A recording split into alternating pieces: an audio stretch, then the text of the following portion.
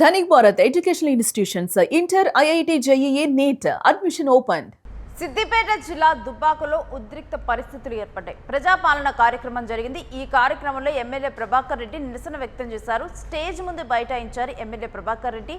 ప్రభుత్వం వెంటనే ధాన్యం కొనుగోలు చేయాలంటూ స్టేజ్ ముందు బైఠాయించి డిమాండ్ చేశారు. కొత్త ప్రభాకర్ రెడ్డి మాట్లాడుతూ ఉండగా మైక్ను కట్ చేశారు. ఇక ఈ క్రమంలో ఆగ్రహంతో మైక్ను నేలకేసి కొట్టారు కొత్త ప్రభాకర్ రెడ్డి. బీఆర్ఎస్ నాయకులతో కలిసి కొత్త ప్రభాకర్ రెడ్డి ధర్నా చేశారు. ఇక ఎమ్మెల్యే ధర్నాకు బీఆర్ఎస్ కార్యకర్తలు నాయకులు మద్దతు తెలిపారు. ఫంక్షన్ హాల్ లోపలికి చొచ్చుకు వచ్చే ప్రయత్నం చేశారు. ఈ ధర్నాలో పోలీసులు వారిని అడ్డుకోవడంతో తోపులాట జరిగింది. ఇక చివరికి గేట్లను తోసుకుంటూ బీఆర్ఎస్ శ్రేణులు లోపలికి రావడం జరిగింది. దీంతో ఉద్రిక్త పరిస్థితులు అయితే తలెత్తడం జరిగింది. ఇక తను మాట్లాడుతూ ఉండగా మైక్ కట్ చేయడంతో కూడా కోపోద్రిక్తులైనటువంటి ప్రభాకర్ రెడ్డి ఆ మైక్ను నేలకేసి విసిరారు. ఇక ఈ క్రమంలో ఆ తరువాత కూడా ఇంకా అక్కడే ఉన్నటువంటి బీఆర్ఎస్ నేతలు కానీ వీళ్ళందరూ కూడా ఇక గేట్లు తన్నుకొని లోపలికి చొచ్చుకొని వచ్చారు. ఇక ఈ క్రమంలో అక్కడ ఉద్రిక్త పరిస్థితులు ఏర్పడ్డాయి. పోలీసులకి అక్కడ ఉన్నటువంటి నేతలకు మధ్య వాగ్వాదం జరగటంతో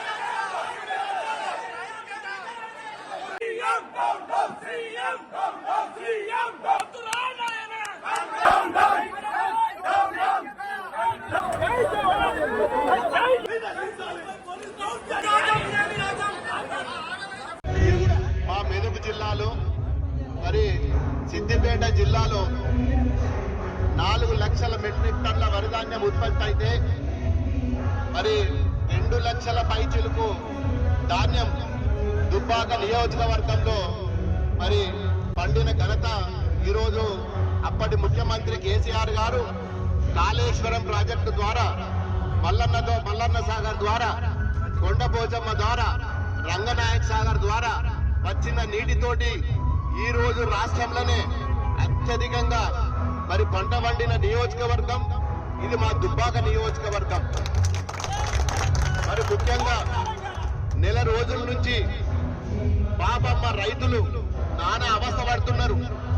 నేను ప్రతి కళ్ళంల విషయంలో అధికారులతోటి కానీ కలెక్టర్లతోని డిస్ట్రిక్ట్ సివిల్ సప్లై ఆఫీసర్లతోటి అనునిత్యం మేము మీటింగ్ పెట్టి ఏం జరుగుతున్నది, ఇక్కడ ఎవరు కొంటున్నారు, ఏమైతుందని చెప్పి ప్రశ్నిస్తే మరి ఎవరు కూడా సమాధానం లేరు.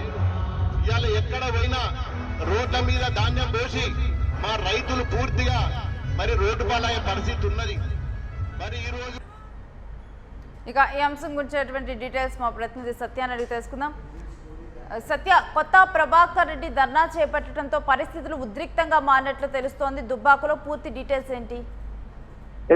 ప్రధానంగా దుబ్బాక నియోజకవర్గం ఒక్కసారిగా రాజకీయ వాతావరణం అంతా కూడా వేడెక్కిన పరిస్థితి కనబడతా ఉంది.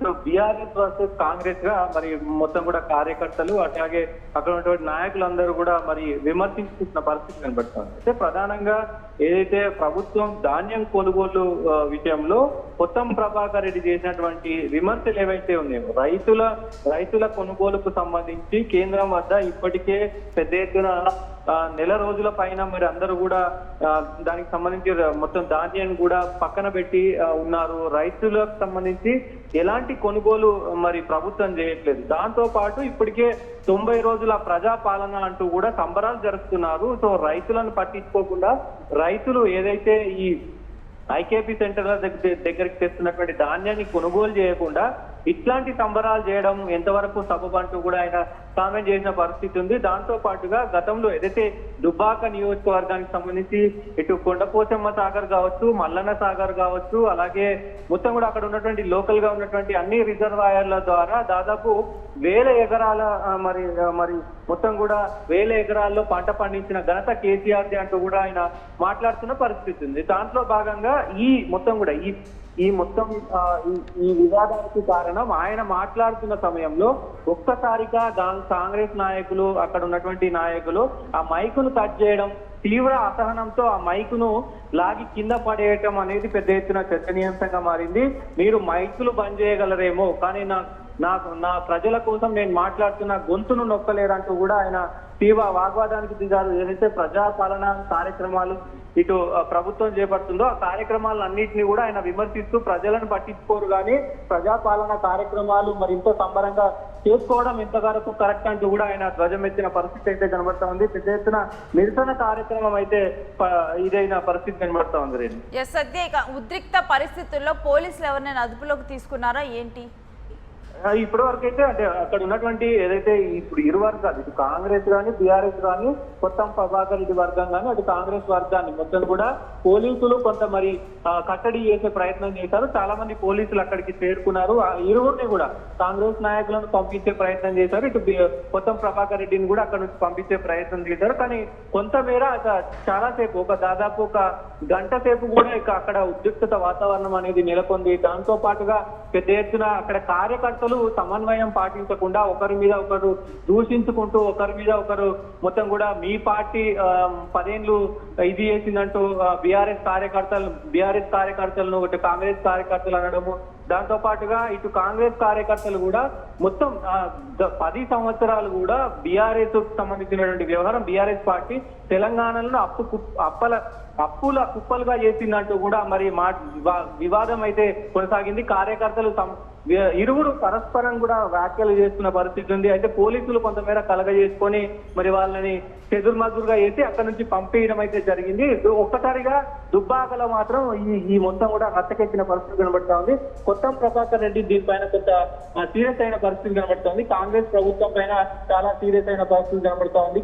కావాలనే నా మైకును కట్ చేశారు, కావాలని ఇప్పటిదాకా కట్ చేయని మైకు ఇప్పుడే అంత తొందరగా ఎట్లా ప్రాబ్లం వస్తుంది, ఎందుకు కావాలని నా మైకును కట్ చేస్తున్నారు అంటూ కూడా మరి ఆయన నిలదీయడం జరిగింది. సో ప్రస్తుతం రాజకీయ వర్గాల్లో ఇది కొంత సంచలనంగా మారిన పరిస్థితి అయితే కనబడతా ఉంది. Right Satya, thanks for the details. Siddipet జిల్లా దుబ్బాకలో ఉద్రిక్త పరిస్థితులు ఏర్పడ్డ ప్రజాపాలన కార్యక్రమంలో ఎమ్మెల్యే ప్రభాకర్ రెడ్డి నిరసనలు వ్యక్తం చేశారు. రైతుల దగ్గర ధాన్యాన్ని కొనుగోలు చేయాలంటూ డిమాండ్ చేయడంతో ధర్నా చేపట్టడంతో కూడా చుట్టుపక్కల ఉన్నటువంటి నేతలు అక్కడ చేరడంతో ఆ తర్వాత తన మైక్ని కట్ చేయడంతో మొదట ఉద్రిక్త పరిస్థితులు తలెత్తాయి. ఇక ఆ తర్వాత ఆ మైక్ని నేలకేసి కొట్టారు. బీఆర్ఎస్ నాయకులతో కలిసి ధర్నా చేపడుతూ బీఆర్ఎస్ నాయకులు ఫంక్షన్ హాల్లోకి చొచ్చుకెళ్లేందుకు ప్రయత్నించారు. ఈ చొచ్చుకెళ్లే క్రమంలో కూడా పోలీసులకు బీఆర్ఎస్ నాయకులకు మధ్య వాగ్వాదం జరిగింది. ఇక దీంతో ఈ ప్రజాపాలన కార్యక్రమం కాస్త ఉద్రిక్తంగా మారింది.